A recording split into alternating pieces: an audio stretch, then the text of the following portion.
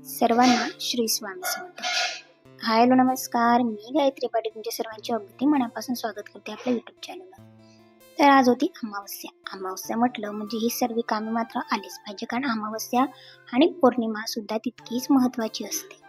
बघा, सर्वप्रथम उंबरठा स्वच्छ असा गोमूत्राने पुसून घ्यायचा. सकाळी सकाळी उठल्यानंतर गोमूत्राने स्वच्छ उंबरठा पुसून झाला, त्याच्यानंतर त्यावर हळदीचं लेपन करायचं. हळदीचं लेपन करत असताना त्यामध्ये हळद म्हणजे 2 चम्मच हळद घेतलेली होती, थोडंसं गोमूत्र, गंगाजल आणि गुलाबजल हे तिघही छान असं मिश्रण करून घ्यायचं.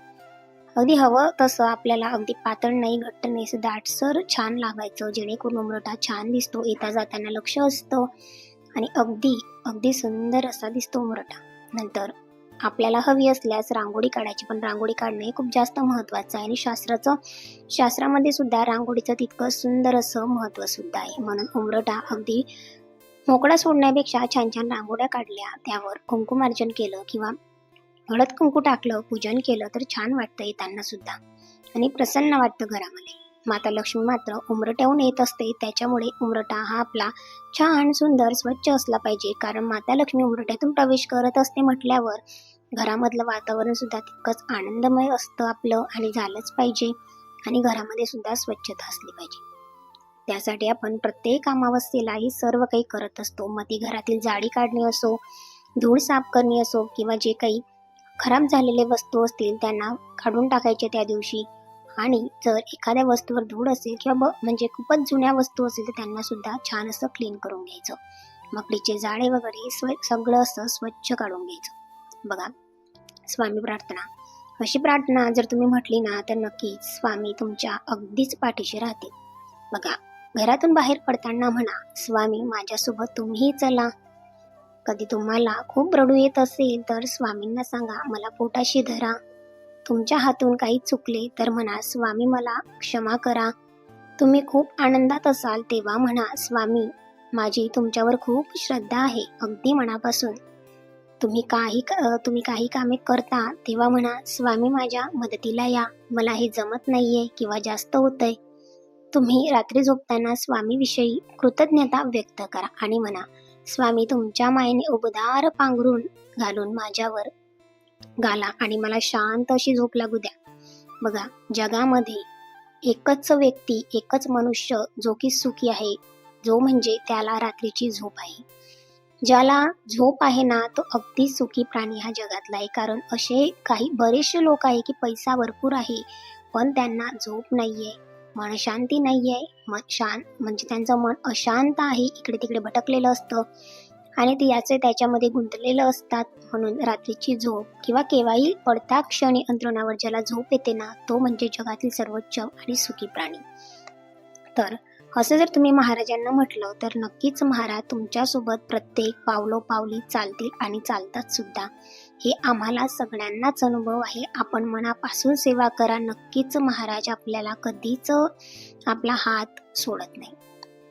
बघा, या दिवशी अमावस्या होती, त्याच्यामुळे घराचा उंबरठा हळदीने सारवून घ्यायचा. पाण्यामध्ये मीठ, हळद, गोमूत्र, लिंबू टाकून घर छान असं स्वच्छ करायचं, पुसून घ्यायचं. यंत्र असतात किंवा वाहने असतात ते सुद्धा छान स्वच्छ करून घ्यायचे. त्या दिवशी 7 वेळा नारळ उतारून घ्यायचा आणि कचरा कुंडीत टाकायचं. आपल्या जे काही वाहन वगैरे असतं, म्हणजे 2 व्हीलर 4 व्हीलर जे काही असतील ते बाहेर जाणारे जेंट्स वगैरे लोक, त्यांच्यासाठी त्यांच्या गाडीवरून करून घ्यायचं. आता मी पाण्यामध्ये सुद्धा थोडंसं जाड मीठ टाकलेलं होतं, थोडीशी हळद आणि गोमूत्र. हे कशासाठी, तर घरातील नकारात्मक शक्ती, नकारात्मक बाधा, आपल्या घराला लागलेली नजर, आपल्या संसारामध्ये झालेली कोणाची लुडबुड, ह्या सर्व गोष्टींसाठी ही नकारात्मकता बाहेर काढण्यासाठी आपण दर महिन्याच्या अमावस्येला हे उपाय केले पाहिजे. हे केल्यावर इतकं छान वाटतं ना, जेव्हा आपण अशी फरशी पुसतो ना तेव्हा अगदी छान प्रसन्न वाटतं घरामध्ये. बघा, सकाळी पंचगव्य संपूर्ण शरीराला लावून गायत्री मंत्र किंवा महामृत्युंजय म्हणत आंघोळ करा. जमल्यास ना तुम्ही नदी तीरावर सुद्धा जाऊन त्या दिवशी तीर्थक्षेत्री पंचगव्य संपूर्ण अंगाला लावून स्नान केल्यास अतिउत्तम, कारण छान असं त्याचं फळ सुद्धा आपल्याला मिळतं. पंचगव्य आपण शरीराला जेव्हा लावतो त्या पंचगव्यामध्ये काय असतं, गाईच्या 5 तत्वांपासून पंचगव्य बनलेलं असतं. त्याच्यामुळे आपल्या मनातील नकारात्मक आत्महत्येचे विचार, एखाद्या चुकीची भावना किंवा आपल्यावर पडलेली एखाद्याची वाईट नजर, हे सगळं काही मनातून निघतं. मन अगदी छान स्वच्छ होतं आणि हे सुद्धा तितकंच महत्त्वाचं आहे. आपल्या केंद्रामध्ये सुद्धा उपलब्ध आहे, जर तुम्हाला घ्यायचं असेल तर पंचगव्य.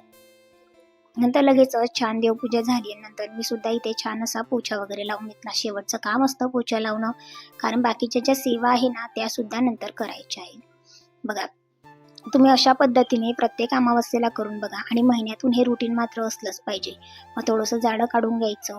काही पायदान वगैरे सुद्धा चेंज करायचे, पायपुसणी, कारण आपण वापरत असतो आणि बाहेरचे पाय घरात येतात, घरातले पाय बाहेर जातात, त्याच्यामुळे घाण सुद्धा होतात. आणि चेंज जर केलं ना, असं आपण एखादा ड्रेस जर नवीन घातला, साडी नवीन घातली, तर आपल्याच मनाला अगदी छान आणि पूर्ण दिवस आपला त्या दिवशी प्रसन्न जातो.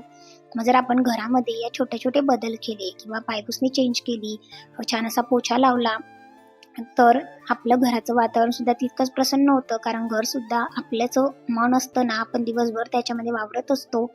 महिला तर अजिबात घर सोडून जात नाही म्हटल्यावर आपल्याच घरात आपल्याला अगदी प्रसन्न वाटलं पाहिजे. म्हणून ह्या गोष्टी मात्र केल्या गेल्या पाहिजे. बघा, घराच्या व आपल्या सुरक्षिततेसाठी उजव्या हातात पांढरी मोहरी घ्यायची आहे. पांढरी किंवा पिवळी, तुम्हाला जी अवेलेबल राहील ती मोहरी घ्यायची. त्याच्यावर 11 वेळा कालभैरवाष्टक व 11 वेळा वेदोक्त वल्गा सूक्त म्हणून घरामध्ये जर आपण संपूर्ण घरामध्ये जर टाकली, तर आपल्या घरामध्ये वाईट शक्ती, करणी किंवा कोणी एखाद्याने भाणामती केली असेल किंवा काही केलं असेल किंवा सर्व बाधेपासून आपलं संरक्षण होतं. महिनाभर संरक्षण कवच आपल्या घराला प्राप्त होतं. त्यासाठीच आपण 11 वेळा कालभैरवाष्टक, 11 वेळा वेदोक्त वल्गा सूक्त म्हणतो. जेव्हा आपण दररोज देवपूजा करताना संध्याकाळी कालभैरवाष्टक म्हणतो, तेव्हा घरातील नकारात्मकता बाहेर पडून जाते. कारण कालभैरवाष्टक हे अगदीच म्हणजे खूप प्रभावशाली आहे. कारण त्याचं जेव्हा संरक्षण एखाद्याला प्राप्त होतं ना, तर तो मनुष्य अगदीच छान ताकदीने काम करतो. त्याला कोणत्याही चुकीच्या मार्गामध्ये कितीही लावा किंवा कोणत्याही गोष्टी त्याच्या मनात येत नाही. आणि कसेही लोक येऊ दे, मग त्याच्या आयुष्यामध्ये अगदी तो ठामपणे निर्णय स्वतः घेऊ शकतो. कारण कालभैरवी तसेच होते. बघा, लगेचच सेवा सुद्धा झाल्या, मोहरी वगैरे टाकून झाली आणि लगेच वरती वहिनींचं आणि ह्या छोट्याशा चिवचं बोरहाण सुद्धा होतं आणि वहिनीचं पहिलं हळदी कुंकू होतं मावशींच्या छोट्या सुनेचं. म्हणून वरच्या फ्लॅटमध्ये गेलेली होती संध्याकाळी हळदी कुंकाला. म्हटलं चला थोडासा जो काही शूट केलेला होता तो सुद्धा तुमच्यासोबत शेअर करते. ज्या ब्लॅक साडीवाल्या वहिनी आहेत ना, वृषाली वहिनी, त्यांचं हळदी कुंकू होतं आणि ह्या मोठ्या वहिनी होत्या, त्यांच्या बाळाचं बोरहाण सुद्धा होतं. आणि बाळ फक्त खाण्यामध्ये बिझी होतं. कारण छोटे छोटे मुलं असतात ना, त्यांना फोटोमध्ये जास्त इंटरेस्ट नसतो, त्यांना खाण्यामध्ये जास्त इंटरेस्ट असतो. मग चॉकलेट्स किंवा जे काही असतं तिथे तरी ती छान छान फोटोज क्लिक करून देत होती आणि बघत सुद्धा होती आणि शांत बसलेली होती. तर सर्वच काही छान डेकोरेट वगैरे छान केलेलं होतं. वहिनी सुद्धा अगदी छान दिसत होत्या. तर त्यांनी जे काही हळदी कुंकाचे दागिने वगैरे असतात हलव्याचे, ते वेअर केलेले होते आणि बाळाने सुद्धा.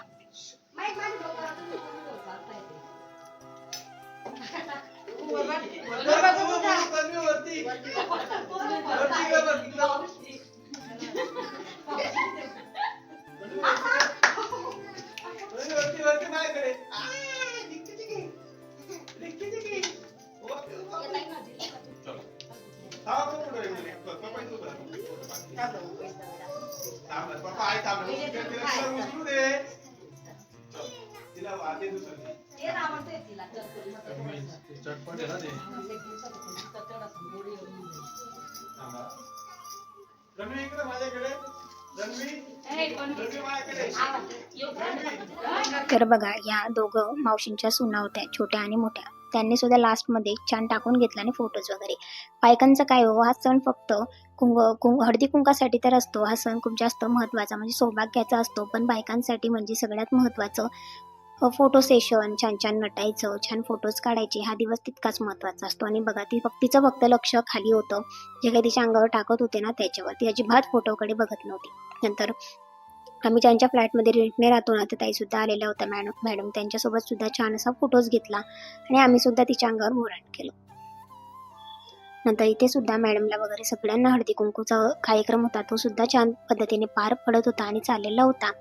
वाणाचं साहित्य जे काही आपण देत असतो ना, हे सौभाग्याचं लेणं असतं. आपण जेवढं वाण देतो ना, तेवढंच आपल्या पतीला दीर्घायुष्य मिळते, असं मी सुद्धा ऐकलं असेल. याच्या ऐवजी तुम्ही जर तुम्हाला जास्त काही माहिती असेल तर नक्कीच मला कमेंट्स करून तुम्ही सांगू शकता.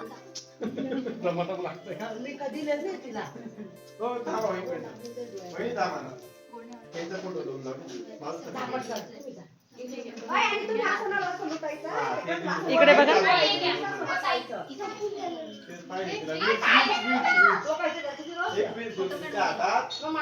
फोटो बघा. नंतर लास्टमध्ये माझं सुद्धा हळदी कुंकू झालं आणि मी अशीच सिंपल अगदी साडी वेअर करून गेलेली होती, कारण ऑलरेडी सर्दी सुद्धा झालेली होती. पण म्हटलं चला हळदी कुंकूला नाही नाही म्हणत, आणि त्यांचं सुद्धा पहिलंच हळदी कुंकू होतं.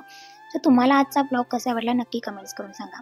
तुम्ही जर आपल्या चॅनलवर नवीन असाल तर चॅनलला सबस्क्राईब करा, जेणेकरून तुम्हाला असे छान छान डेली ब्लॉग्स माझ्या लाईफस्टाईलचे बघायला मिळतील.